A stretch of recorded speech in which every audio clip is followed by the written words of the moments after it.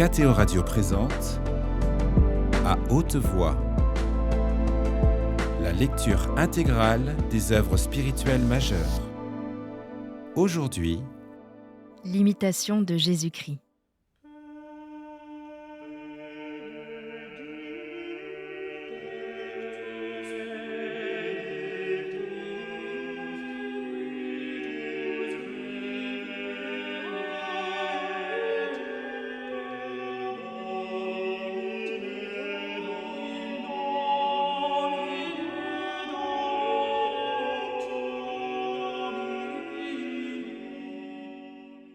Chapitre 4.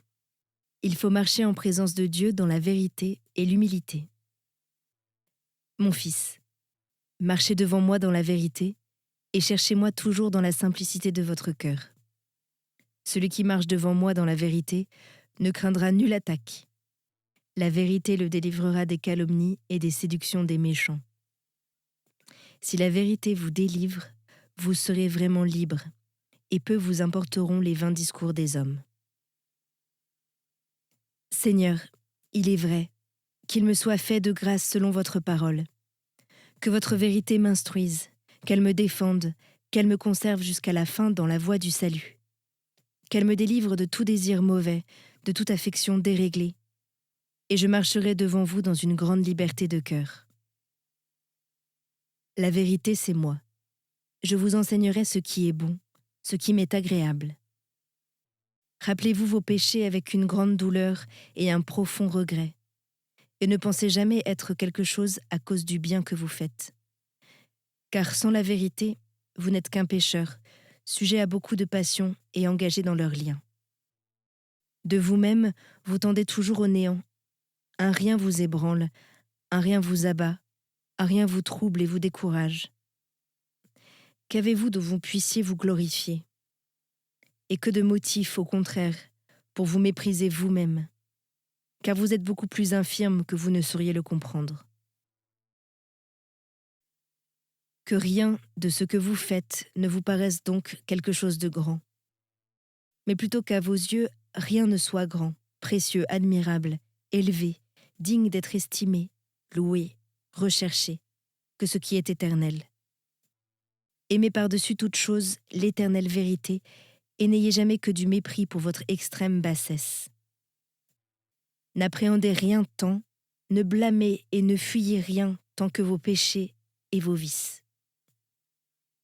Ils doivent vous affliger plus que toutes les pertes du monde. Il y en a qui ne marchent pas devant moi avec un cœur sincère, mais guidés par une curiosité présomptueuse.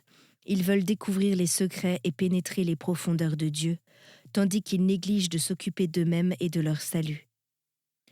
Cela tombe souvent à cause de leur orgueil et de leur curiosité, en de grandes fautes, parce que je me sépare d'eux. Craignez les jugements de Dieu. Redoutez la colère du Tout-Puissant. Ne scrutez point les œuvres du Très-Haut, mais sondez vos iniquités, le mal que vous avez commis, le bien que vous avez négligé. Plusieurs mettent toute leur dévotion en des livres, d'autres en des images, d'autres en des signes et des marques extérieures. Quelques-uns m'ont souvent dans la bouche, mais peu dans le cœur. Il en est d'autres qui, éclairés et purifiés intérieurement, ne cessent d'aspirer aux biens éternels, ont à dégoût les entretiens de la terre, et ne s'assujettissent qu'à regret aux nécessités de la nature. Ceux-là entendent ce que l'Esprit de vérité dit en eux, car il leur apprend à mépriser ce qui passe, à aimer ce qui dure éternellement, à oublier le monde et à désirer le ciel le jour et la nuit.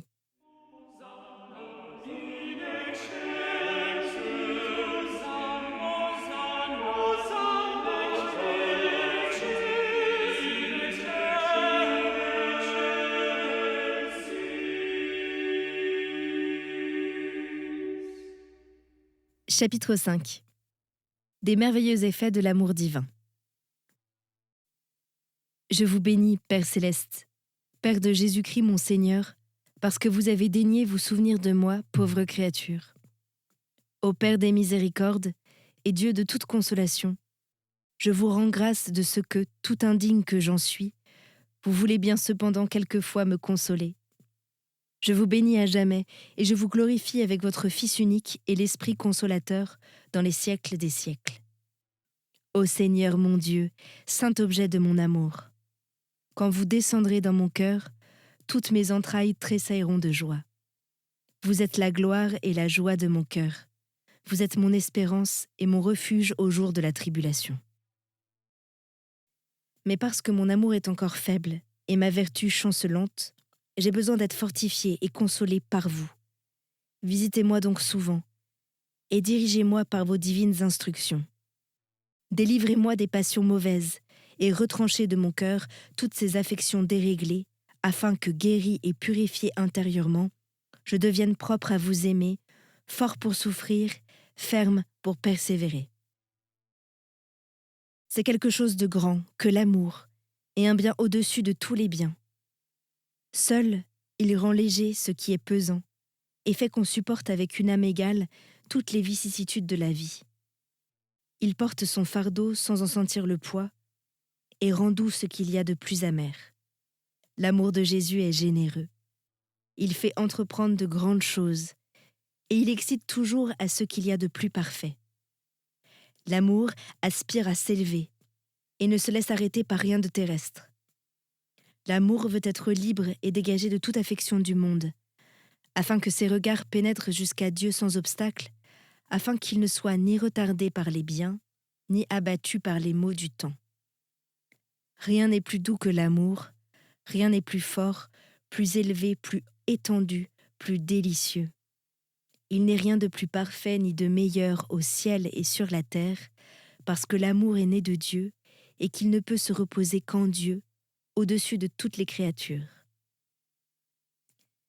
Celui qui aime court, vole, il est dans la joie, il est libre et rien ne l'arrête. Il donne tout pour posséder tout. Il possède tout en toutes choses, parce qu'au-dessus de toutes choses, il se repose dans le seul être souverain, de qui tout bien procède et découle. Il ne regarde pas au don, mais il s'élève au-dessus de tous les biens jusqu'à celui qui donne. L'amour souvent ne connaît point de mesure, mais, comme l'eau qui bouillonne, il déborde de toutes parts. Rien ne lui pèse, rien ne lui coûte. Il tente plus qu'il ne peut. Jamais il ne prétexte l'impossibilité, parce qu'il se croit tout possible et tout permis. Et à cause de cela, il peut tout. Et il accomplit beaucoup de choses qui fatiguent et qui épuisent vainement celui qui n'aime point. L'amour veille sans cesse. Dans le sommeil même, il ne dort point. Aucune fatigue ne le lasse, aucun lien ne l'appesantit, aucune frayeur ne le trouble. Mais tel qu'une flamme vive et pénétrante, il s'élance vers le ciel et s'ouvre un surpassage à travers tous les obstacles. Si quelqu'un aime, il entend ce que dit cette voix. L'ardeur même d'une âme embrasée s'élève jusqu'à Dieu comme un grand cri. « Mon Dieu, mon amour, vous êtes tout à moi et je suis tout à vous. » Dilatez-moi dans l'amour, afin que j'apprenne à goûter au fond de mon cœur combien il est doux d'aimer, et de se fondre et de se perdre dans l'amour. Que l'amour me ravisse et m'élève au-dessus de moi-même par la vivacité de ses transports. Que je chante le cantique de l'amour, que je vous suive, ô mon bien-aimé, jusque dans les hauteurs de votre gloire. Que toutes les forces de mon âme s'épuisent à vous louer, et qu'elles défaillent de joie et d'amour. Et que je vous aime plus que moi, que je n'aime moi-même que pour vous, et que j'aime en vous tout ce qui vous aime véritablement, ainsi que l'ordonne la loi de l'amour que nous découvrons dans votre lumière. L'amour est prompt, sincère, pieux, doux, prudent, fort, patient, fidèle, constant, magnanime. Il ne se recherche jamais, car dès qu'on commence à se rechercher soi-même, à l'instant, on cesse d'aimer. L'amour est circonspect, humble et droit, sans mollesse, sans légèreté. Il ne s'occupe point des choses vaines. Il est sobre, chaste, ferme, tranquille, et toujours attentif à veiller sur les sens. L'amour est obéissant et soumis au supérieur. Il est vil et méprisable à ses yeux. Dévoué à Dieu sans réserve et toujours plein de reconnaissance, il ne cesse point de se confier en lui, d'espérer en lui, lors même qu'il semble en être délassé, parce qu'on ne vit point sans douleur dans l'amour.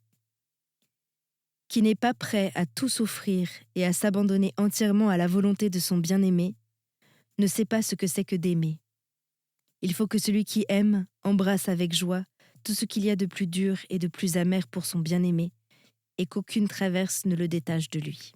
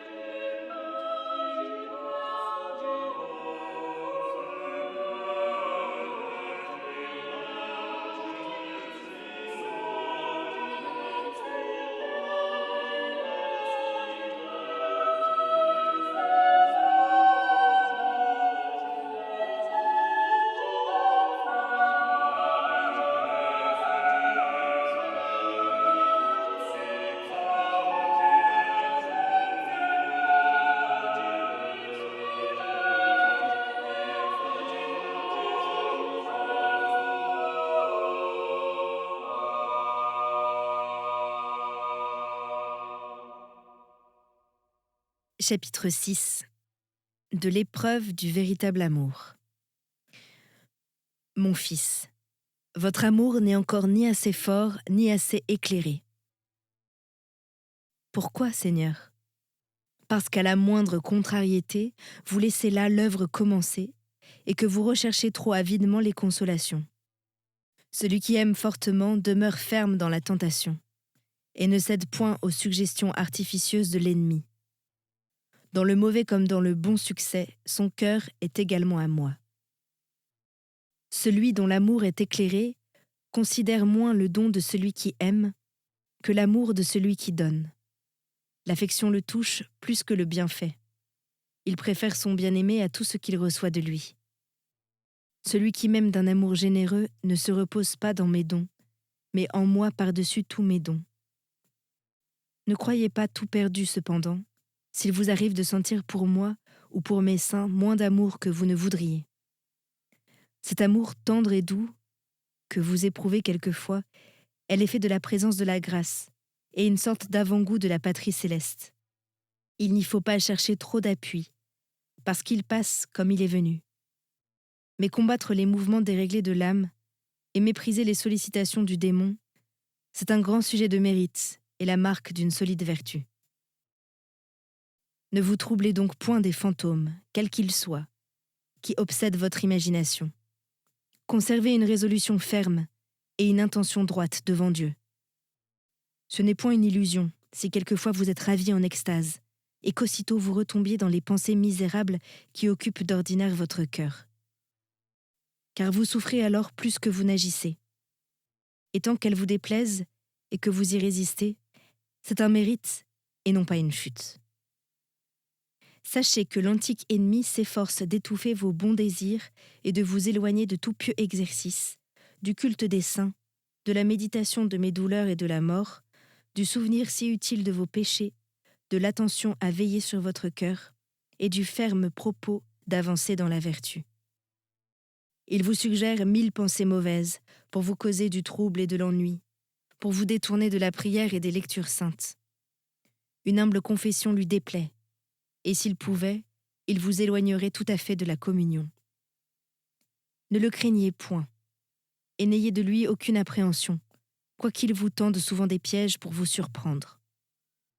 Rejetez sur lui seul les pensées criminelles et honteuses qu'il vous inspire. Dites-lui, « Va, esprit immonde, rougi, malheureux. Il faut que tu sois étrangement pervers pour me tenir un pareil langage. Retire-toi de moi, Détestable séducteur, tu n'auras jamais en moi aucune part. Mais Jésus sera près de moi comme un guerrier formidable, et tu demeureras confondu. J'aime mieux mourir et souffrir tous les tourments que de consentir à ce que tu me proposes. Tais-toi donc, ne me parle plus. Je ne t'écouterai pas davantage, quoi que tu fasses pour m'inquiéter. Le Seigneur est ma lumière et mon salut, qui craindrais-je? Quand une armée se rangerait en bataille contre moi, mon cœur ne craindrait pas. Le Seigneur est mon aide et mon rédempteur. Combattez comme un généreux soldat, et si quelquefois vous succombez par fragilité, reprenez un courage plus grand, dans l'espérance d'être soutenu par une grâce plus forte, et gardez surtout de la vaine complaisance et de l'orgueil. C'est ainsi que plusieurs s'égarent et tombent dans un aveuglement presque incurable. Que la chute de ces superbes qui présumaient follement d'eux-mêmes vous soit une leçon continuelle de vigilance et d'humilité.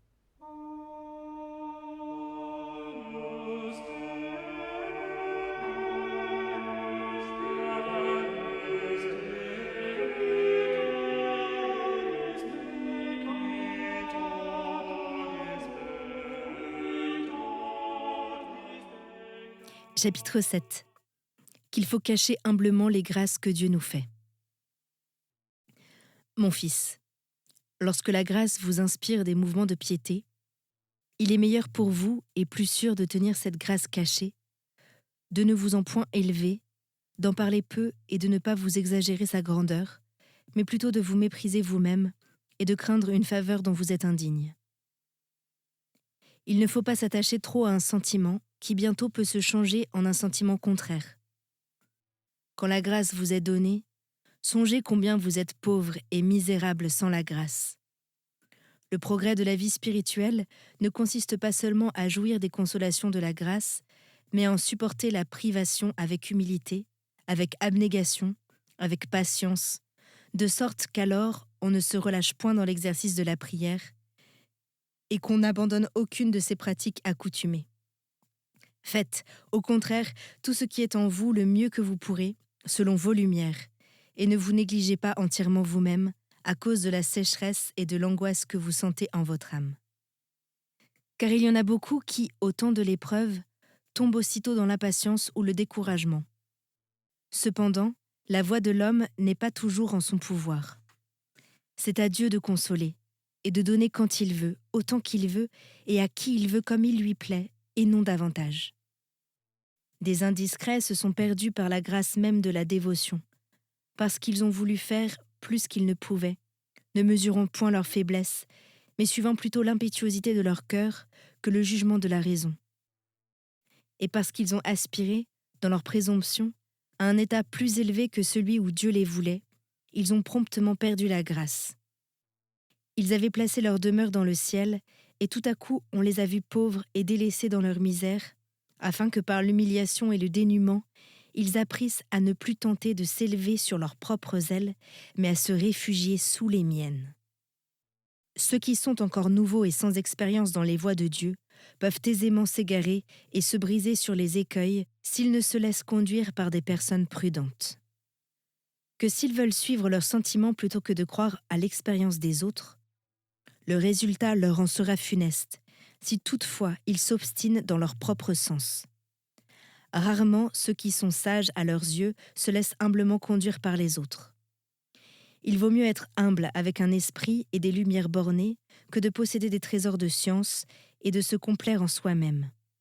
Il vaut mieux pour vous avoir peu que beaucoup dont vous pourriez vous enorgueillir.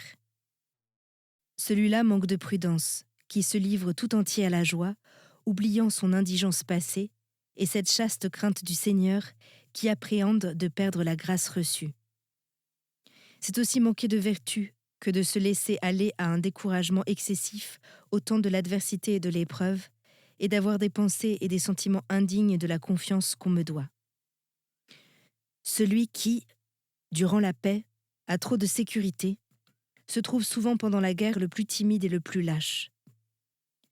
Si ne présumant jamais de vous-même, vous saviez demeurer toujours humble, modéré, et régler les mouvements de votre esprit, vous ne tomberiez pas si vite dans le péril et dans le péché.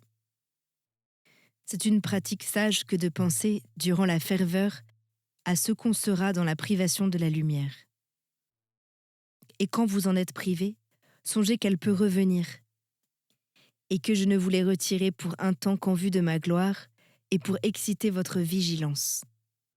Souvent, une telle épreuve vous est plus utile que si tout vous succédait constamment selon vos désirs. Car, pour juger du mérite, on ne doit pas regarder si quelqu'un a beaucoup de visions ou de consolation, ou s'il est habile dans l'écriture sainte, ou s'il occupe un rang élevé. Mais s'il est affermi dans la véritable humilité et rempli de la charité divine. S'il cherche en tout et toujours uniquement la gloire de Dieu, s'il est bien convaincu de son néant, s'il a pour lui-même un mépris sincère et s'il se réjouit plus d'être méprisé des autres et humilié par eux que d'en être honoré.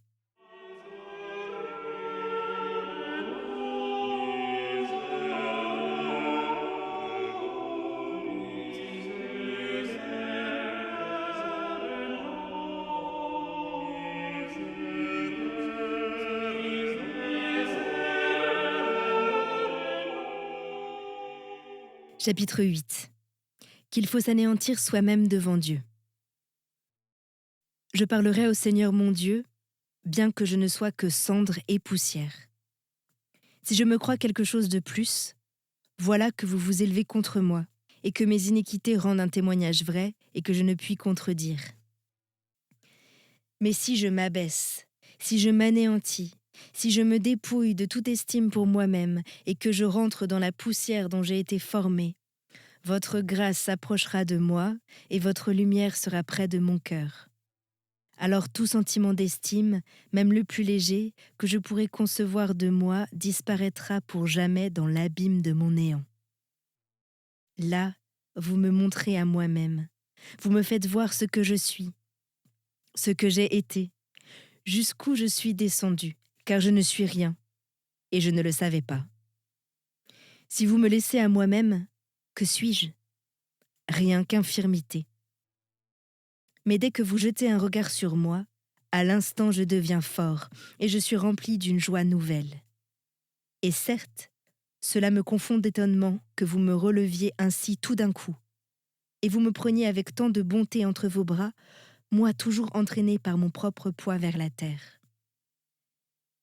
C'est votre amour qui opère cette merveille, qui me prévient gratuitement, qui ne se lasse point de me secourir dans mes nécessités, qui me préserve de plus grands périls, et à vrai dire, me délivre de maux innombrables.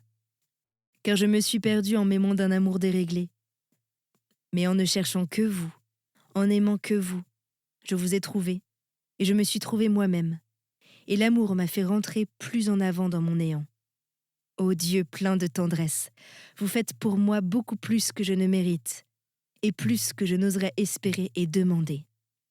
Soyez béni, mon Dieu, de ce que tout indigne que je suis de recevoir de vous aucune grâce.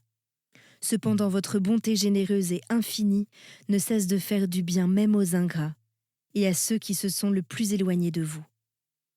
Ramenez-nous à vous, afin que nous soyons reconnaissants, humbles, fervents, parce que vous êtes notre salut et notre force.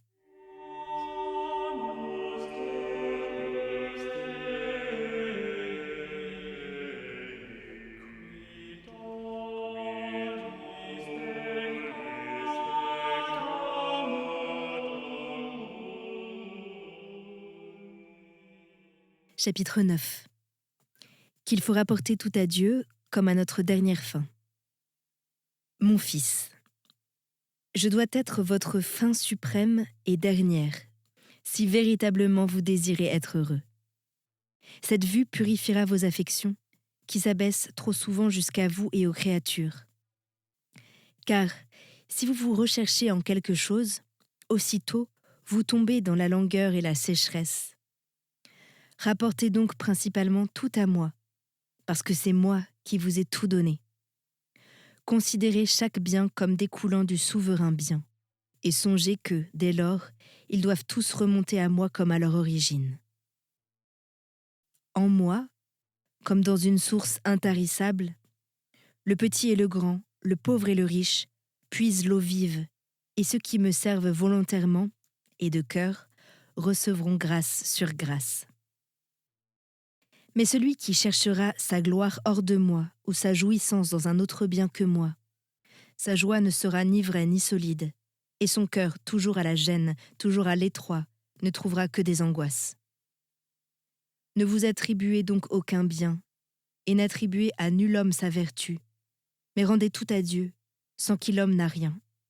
C'est moi qui vous ai tout donné, et je veux que vous vous donniez à moi tout entier. J'exige, avec une extrême rigueur, les actions de grâce qui me sont dues. Ceci est la vérité qui dissipe la vanité de la gloire. Là où pénètre la grâce céleste et la vraie charité, il n'y a plus de place pour l'amour propre, ni pour l'envie qui torture le cœur. Car l'amour divin subjugue tout et agrandit toutes les forces de l'âme. Si vous écoutez la sagesse, vous ne vous réjouirez qu'en moi, vous n'espérerez qu'en moi, parce que nul n'est bon que Dieu seul, à qui, en tout et par-dessus tout, est due à jamais la louange et la bénédiction.